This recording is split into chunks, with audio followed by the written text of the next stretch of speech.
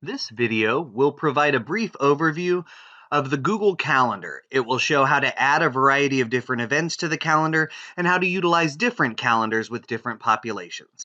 To access Google Calendar, you can go up into the Omnibox and type calendar.google.com, and that will take you to the Google Calendar. You can also access the calendar by going over to your apps waffle, clicking on that, and then finding where calendar is located.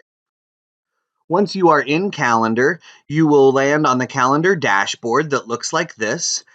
Over along the left, you have your month view of the dates. You have your plus create button, which we'll explore in a moment. And you can collapse this view by clicking on the hamburger in the upper left.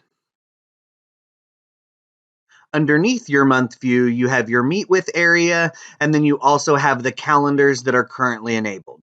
An important thing to understand if something appears to be missing from your calendar is to make sure that the calendar in which that event lives is enabled.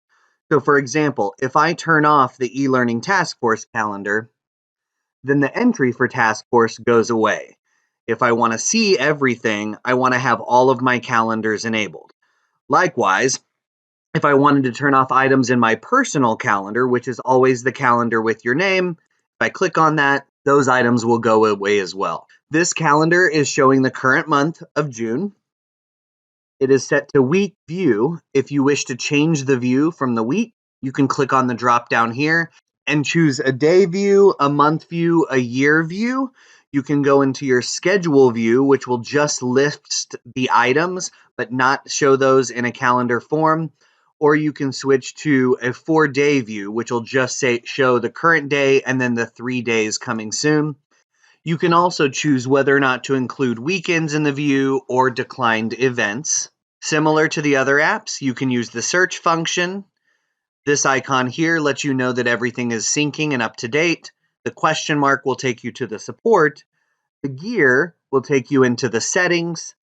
You have your apps waffle to access all of your apps, and then you also have a side panel like in the other apps. If you wish to hide the side panel, you can click the arrow in the bottom right.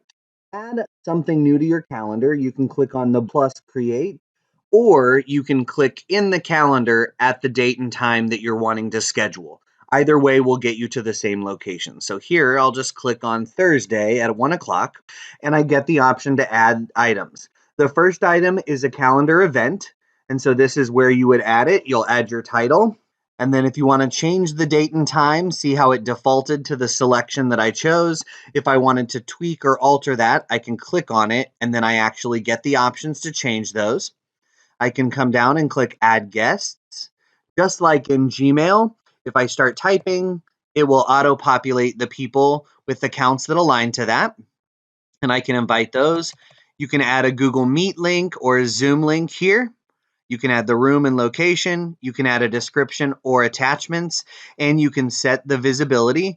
Notice here it would be this event would be going to the Jeremy Sullivan calendar. If I wanted to change that, I can click on that and choose a different calendar to add the item. I can also click on more options to get the full view that expands the items for me, so it's easy to go ahead and see what is editable there.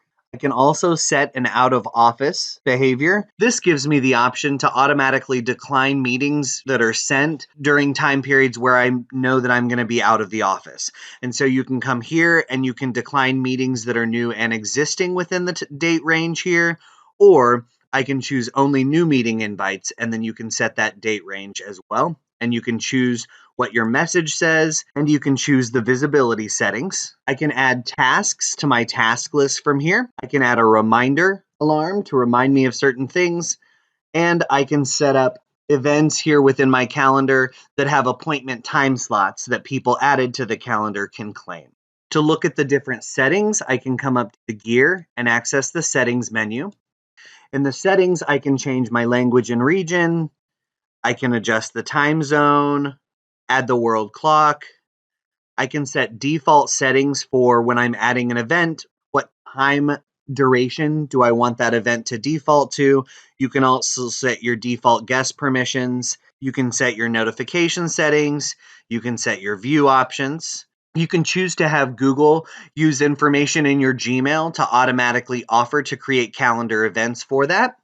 You can set your working hours.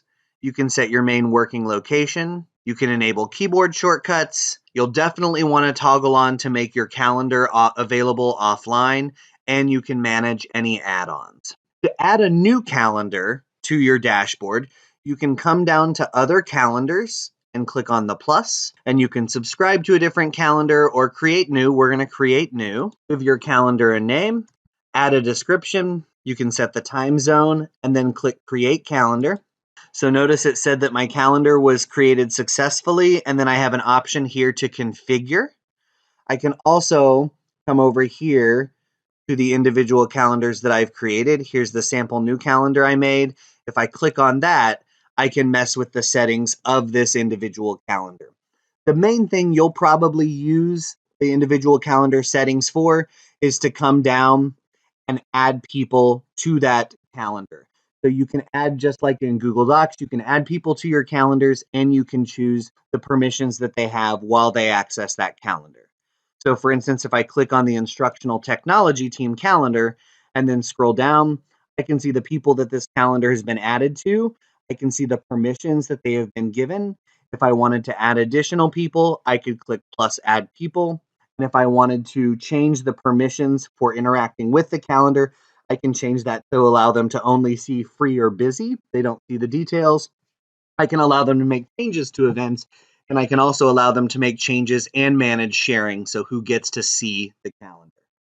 And that is a brief overview of how you can use Calendar to stay organized with events, reminders, tasks, and the teams you work with.